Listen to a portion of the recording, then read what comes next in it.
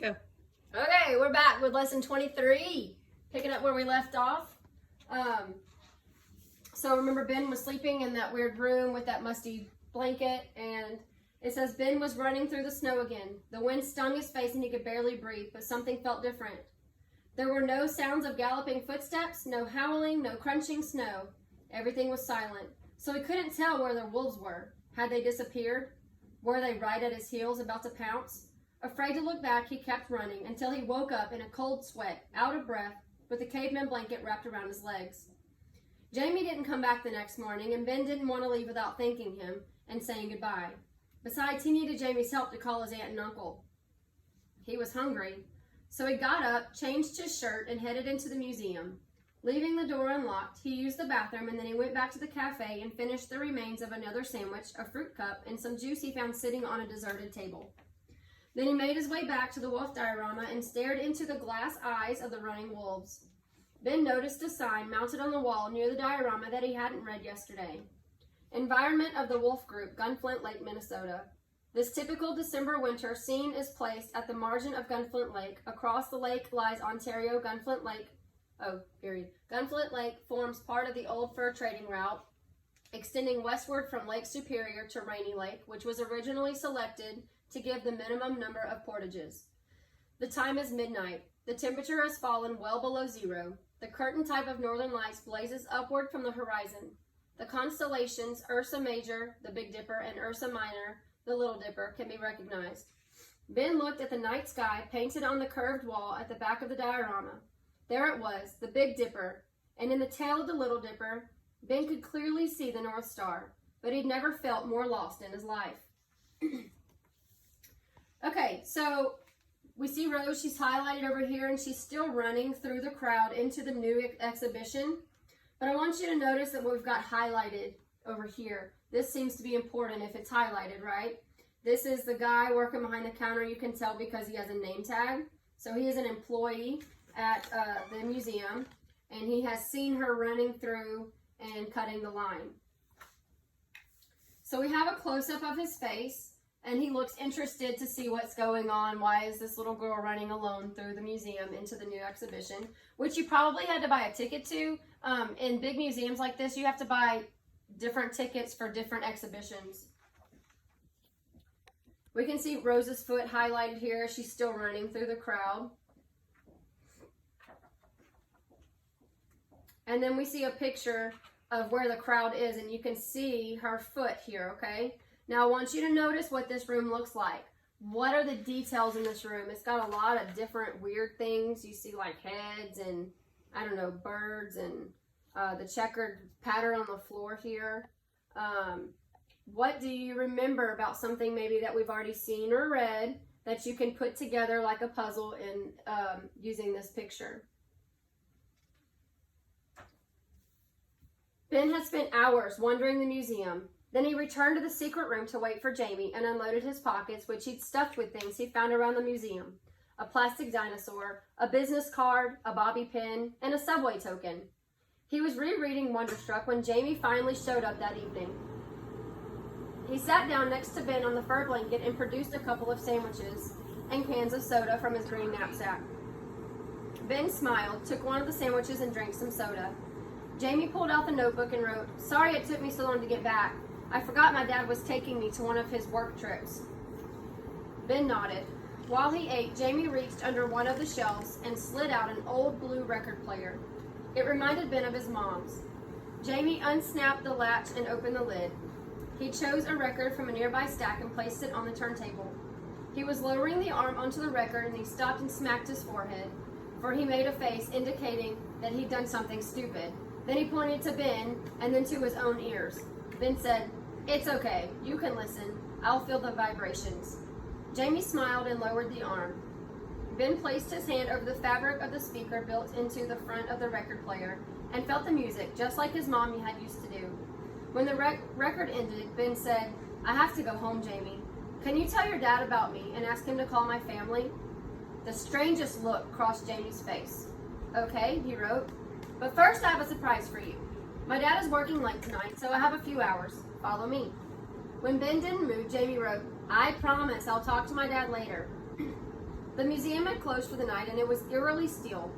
Jamie led Ben down long hallways and through many doors, some of which he had to unlock with his set of keys. Most of the lights had been turned off, plunging everything into darkness. The beam of Jamie's flashlight lit the floor ahead of them, and when they came upon a night watchman sitting and reading the book at the end of the corridor, Jamie pulled Ben around the corner and down another hallway. He'd opened the door marked Electrics. Carefully, he led Ben through another door to a row of folding seats and pushed gently on his shoulders, indicating that he should sit. When Ben's eyes adjusted to the darkness, he made out the dim glow from the control panel where Jamie stood. A giant object, like a mechanical insect, appeared in the center of the room. It turned and spun suddenly. The ceiling lit up with stars. Ben gasped. The planetarium! Jamie came and sat next to him as the sky filled with shooting stars. The projector rotated, then the view changed, and the boys found themselves inside a meteor hurtling across the sky. They flew to the moon and bounced between craters. One by one, the planets drifted into view, and soon they were out beyond the solar system, gazing down on the universe like ancient gods. Ben thought of the glow-in-the-dark stars in his room and the Big Dipper, and the quote about the stars and his mom. The glowing lights above them spun and swirled, tracing endless patterns against the perfect dome of the ceiling like a million electric fireflies making constellations in the dark. When the show ended and they had been brought gently back to Earth, Jamie led Ben out into the museum again. They passed the shadow-covered elephants and the hanging blackbirds that kept watch over the museum. Ben pointed up as they paused beneath the gray silhouette of the giant whale. Around them, all the dioramas were sunk in darkness. The glass turned to mirrors in the dim light, so the boys saw the reflections as they passed. They waved their arms and made faces in the mirrors. Behind the reflections from certain angles, the animals peered out like ghosts from the Serengeti. And for a moment, Ben found it was hard to imagine the museum was ever full of light and bustling with people. The building felt permanently haunted. Jamie, smiling broadly, turned on the flashlight and ushered Ben into a rickety old elevator. He slid the metal gate shut and pushed down on the long bronze handle. The elevator jerked and lowered slowly into the basement where Jamie led Ben down another maze of hallways to large double doors peeling with centuries worth of paint. The sign on the door read, "Workshop," in stenciled black letters. Below that, someone had handwritten, "Abandon all hope, ye who entered here." Inside, Jamie wandered from table to table, picking up metal tools and jars of mysterious liquids that glowed like amber. Ben stared in awe, trying to imagine what each one was for. After a few minutes, Jamie mouthed the word, "More," and took Ben to a series of vast storage rooms. Ben looked around in amazement. He ran his hands across dusty old dinosaur bones, rows of little birds on wooden perches, seashells, fossils, bugs, ancient clothing, spearheads, turquoise jewelry, ivory buttons, and 1,000 other fascinating things. The boys explored for a while, and then Jamie led them down a long hallway filled on one side with black metal filing cabinets stacked 5 drawers high for as far as the eye could see. Teetering on top of the filing cabinets were piles of discarded furniture, including an old empty card catalog, even bigger than the one in his mom's library. Ben stared down the row of filing cabinets. There had to be thousands of drawers here. He opened one and looked inside. Long hanging files with little tabs extended to the back of the drawer. Ben pulled out a piece of paper, a detailed receipt for the acquisition of a golden cup in 1913. He read it quickly and then removed an old photo of the museum. Ben noticed right away that the entrance was different. He was wondering how else the museum had changed over the years, when Jamie motioned him back into the main hallway of the museum. In the darkness, they retraced their path until Ben found himself in front of the dark mirror of the wolf diorama. The electric moonlight had been turned off, and when Jamie shined the flashlight inside, 4 glittering glass eyes flashed back. Okay, remember Rose was in that weird room with all that weird stuff, and she had kind of hidden behind like an island that was in the middle of the room. So here you see her squatted down with the suitcase next to her, and she seems to be looking to see if anybody has followed her there. Probably that guard.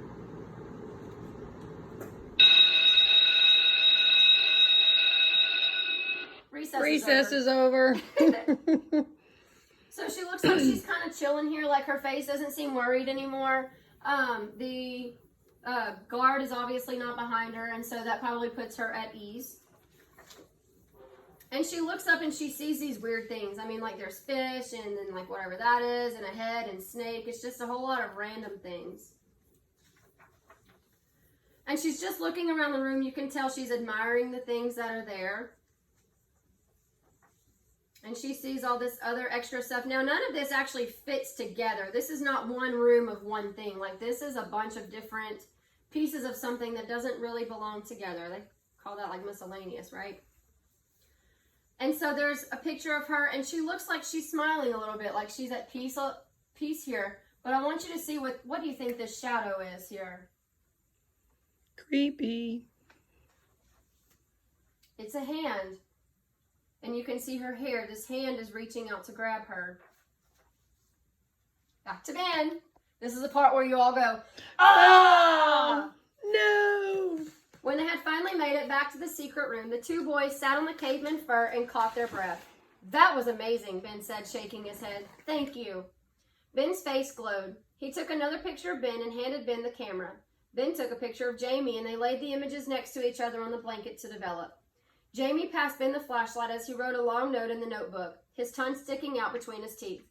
I've never shown anyone the museum before. Your wolf box made me think you'd like it. Jamie paused for a moment and looked quickly at Ben. In that split second, Ben saw something in Jamie's glance, something that connected the two of them, beyond the secret room and the love for the museum. In a moment, the pen was moving again. I don't have any friends here. No one likes the things I like.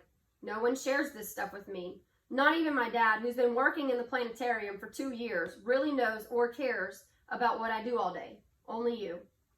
Ben looked at the words, only you, and he wanted to tell Jamie he felt the same way, but he let Jamie keep writing. I wish my dad really cared about me. I'm sure he does, Ben said. Maybe he's just busy. Jamie shrugged and mouthed the word, maybe. Talk to him, Ben said, trying to imagine what it would be like to talk to his own dad. Instead of answering, Jamie started doodling in the notebook, drawing long dotted lines and arrows. Ben traced his finger along the lines and Jamie laughed. Sorry, sometimes when I'm thinking or when I'm bored, I make up games for myself. I like to draw maps.